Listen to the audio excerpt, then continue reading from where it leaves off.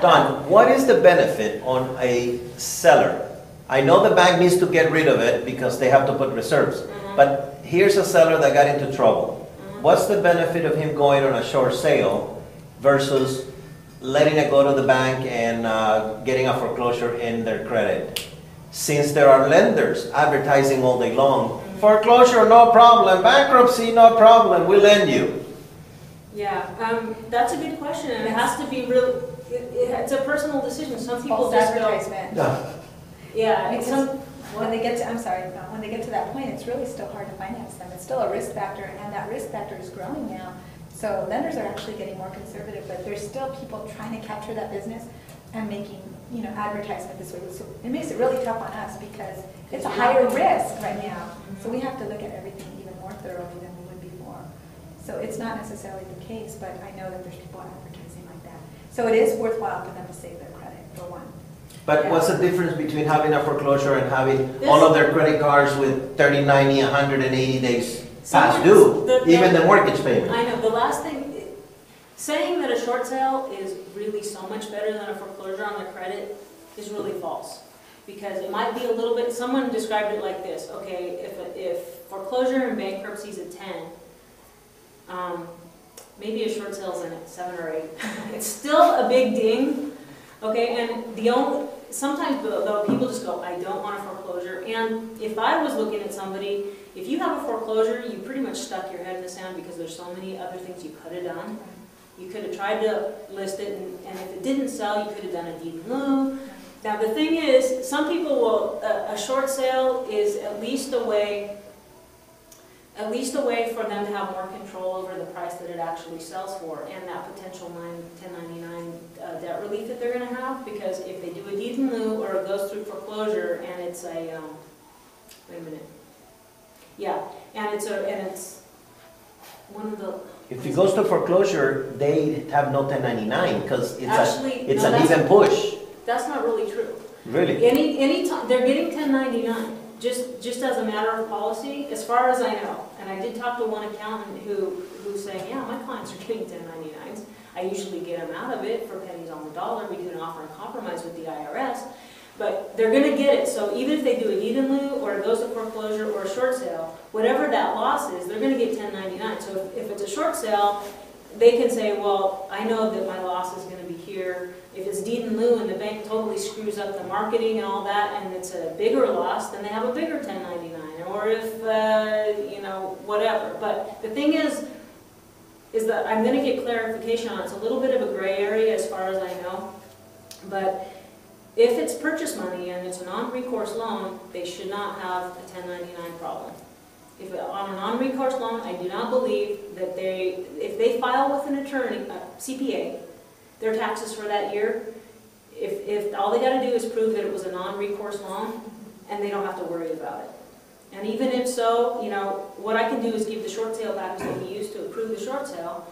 Say, look, take this to your accountant. Here's your short sale package. Here's your proof of insolvency right now. Duh. If you did a short sale, you probably didn't have money to, So just, and then, with the legislative changes that are coming up, it's likely that the 1099 is not going to be as big of a deal. Where it gets kind of sticky is those recourse loans with, everybody refinanced or they got a home equity loan. And a lot of those, like you found with Countrywide, they're asking people to sign notes to get out of the deal. And they're saying, well, if we don't do that, we're going to come after them anyway.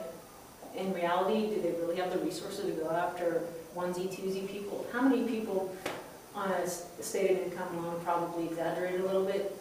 I mean, are they going to go after everybody? I don't think so. I don't see that. The resources aren't there because I think in most cases, people don't, if they're in the situation, unless it was completely fraudulent and they made a business out of it, there's no resources to go after. So why is an investor or a lender going to spend a lot of money in court to get a judgment that they probably won't collect on?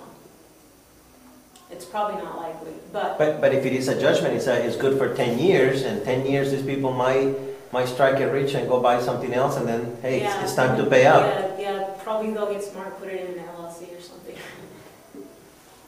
Well, one of the investors mentioned to me a couple of days ago about an LD law, and And then he was saying that basically the seller of a house, let's say if a house has $100,000 equity there, and the seller is not able to get the money out, but she is in a foreclosure situation right now.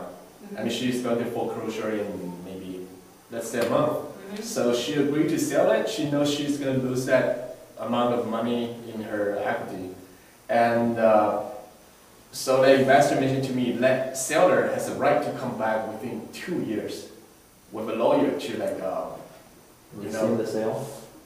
I'm not sure, just like the seller can go after the buyer if the seller feel the deal is not fair.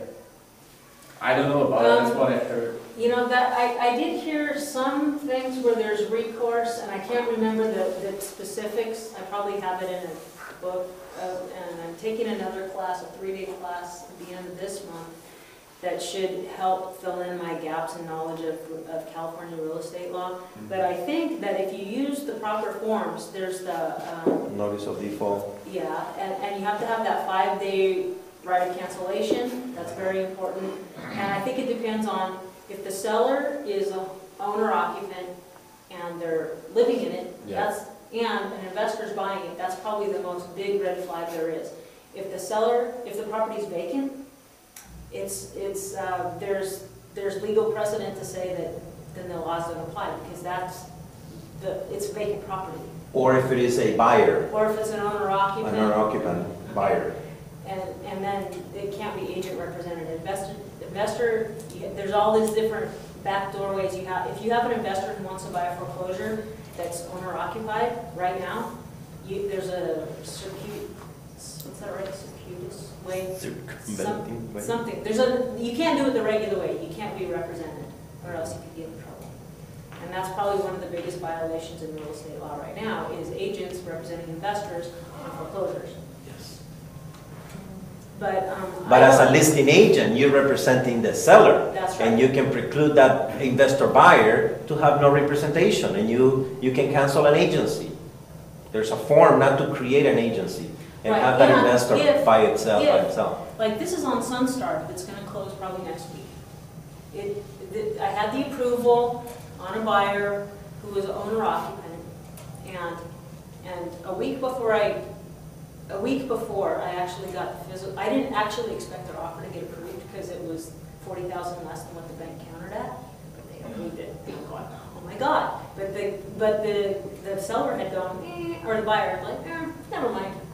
And I'm going, I have an approval at a really, really good price, you know. So then I got on Craigslist and blah blah blah blah, and I got an agent who has an investor. I don't know if he's going to own or occupy or not, but the thing is, she hasn't been living in the property since November. So I think that the regular rules don't apply. Why did I start with this story? About the rescission. Okay, but if let's just pretend like she had still been living in there. There's a way that I learned that I can't remember off the top of my head, but I can still get that agent paid somehow. But it's not the regular way. It's some other 2 or 3 documents that I learned about in this class that I took, that I'll learn more about at the end of the month. But there's still a way for it to happen. You just have to have the paperwork be different. You can cancel the agency and then pay that agent a referral fee. Yeah, something like that. And there's like a couple of forms that are standard that we can use for that. So you can still work with investors. You just have to do it the right way.